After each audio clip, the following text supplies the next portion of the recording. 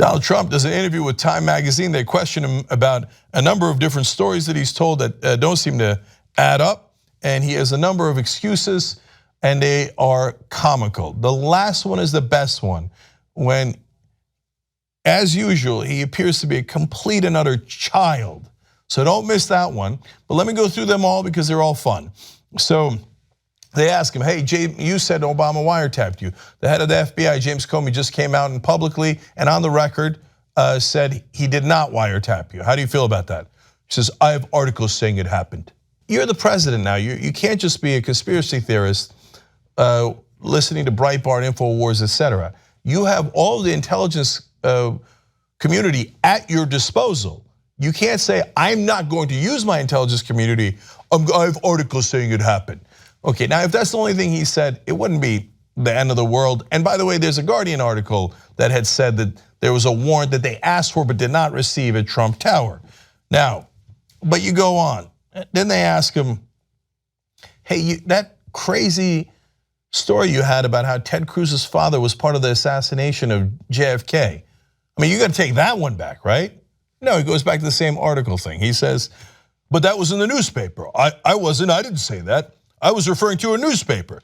A Ted Cruz article referred to a newspaper story had a picture of Ted Cruz, his father, and Lee Harvey Oswald having breakfast. You want to know what that newspaper story was? It's from the National Enquirer. Furthermore, Donald Trump is notorious for planting stories in the National Enquirer. So I have articles.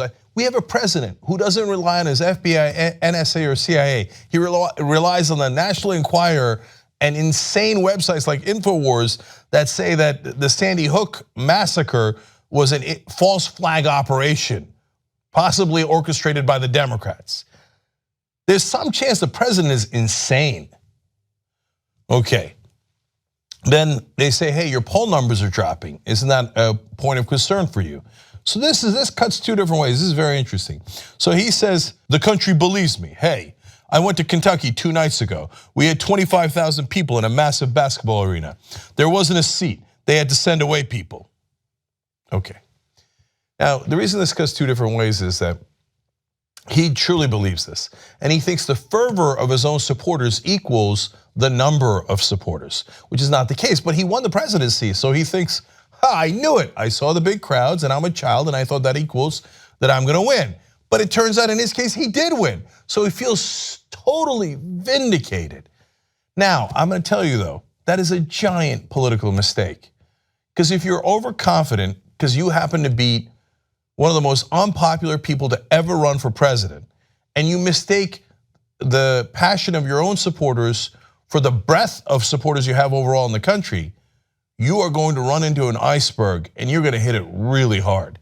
So if he thinks, I got this and my 37% approval rating are fake numbers, great, keep on believing that. Let's see how the next election turns out. Okay, he says now about the conspiracy theory that 3 million people voted illegally for Hillary Clinton. He says, if you take a look at the votes, when I say that, I mean mostly they register wrong. In other words, for the votes, they register incorrectly and or illegally. And they then vote. You have tremendous numbers of people. In fact, I'm forming a committee on it. We'll see after the committee. I have people say it was more than that. I have people who say it was more than that. Who's your people? Who are these articles? Who are your sources? Again, is it people in the intelligence community? You're the president of the United States, you have access to all that. Is there someone in the government saying, oh my God, President Trump, yes, 3 million people voted illegally? No, it's another kook who, by the way, we found out was registered in 3 different states. That's not illegal, but that's among the things he says is, yeah, that'll show you that people voted illegally. It's a kook, he has no evidence, it's another right-wing conspiracy theorist. The president believes in lunatics. Okay, now, is it your fault that you have all these horrible stories going around? No, the buck never stops with Trump. He says, it wasn't me, it was Obama. So he says, I inherited a mess. I inherited a mess in so many ways. I inherited a mess in the Middle East, a mess in North Korea. I inherited a mess with jobs. Despite the statistics, my statistics are even better. But they're not the real statistics because you have millions of people that can't get a job, okay? And I inherited a mess on trade. In other words, it wasn't me, Daddy. It wasn't me, it's not my fault. You didn't know that coming in that the presidency was going to be a tough job and that North Korea was going to be a challenge? You didn't know that? So now you want to blame everything on Obama? Well, Obama didn't create your travel ban. He didn't make you work with the Russians. He didn't make you hire Mike Flynn and then fire Mike Flynn for working with the Russians. He didn't make you hire Paul Manafort, who we now know because of an Associated Press story earlier this week, was a foreign agent working for the Russians and was your campaign manager. Obama didn't do that, you did that. Obama didn't make you repeal his health care plan. You did that. That's actually what's sinking your poll numbers more than anything else. And by the way, if you want context, he says, oh my God, the job numbers were a mess when I came in. Oh, really? Unemployment rate when Obama left office was 4.7%. Under 5% is considered actually pretty good. Well, let's be fair though. How about when Obama took office? What did George Bush leave him with? Oops, 7.8%. You see, that's a mess. Obama brought it down, brought unemployment down from 7.8 to 4.7%. You know who leaves messes behind? Republicans do. How about the deficit? Is that a mess?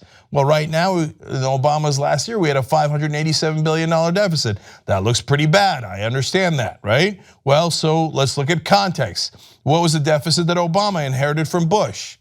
Oops, $800 billion. So Obama brought down the average yearly deficit from $800 to $587 billion. So if you want to blame anyone, you should blame the former Republican president, George W. Bush. Okay, and then finally, my favorite quote. When challenged on all of this, he said, hey, look, in the meantime, I guess I can't be doing so badly because I'm the president and you're not. What a child.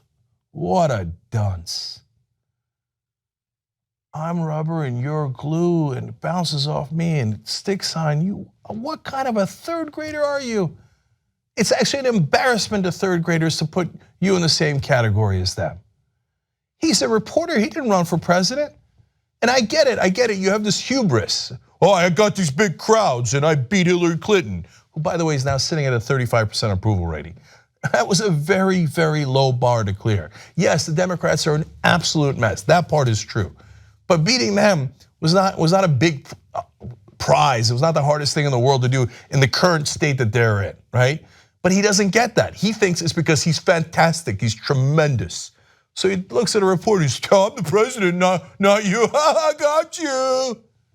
If Obama said any of this stuff, if he whined about what Bush left behind, they would have said, oh my God, it's your responsibility. You're the president, you're supposed to fix it. Why don't you go have a beer summit with the Republicans? It's all your fault. If he said things like, I read things in articles, I read it in the National Enquirer. Could you imagine if Obama said, it's okay, I read it in the National Enquirer?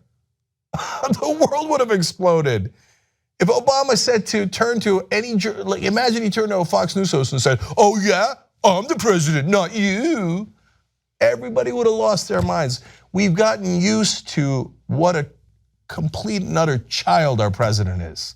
But we shouldn't be used to it because he's the most powerful man on earth and he has no idea what he's doing. You know who created journalism you could be proud of? You did. Our audience helped us hire an investigative reporting team. Now we're going to go for a second. tytnetwork.com/go. Let's build the best reporting team in the country together.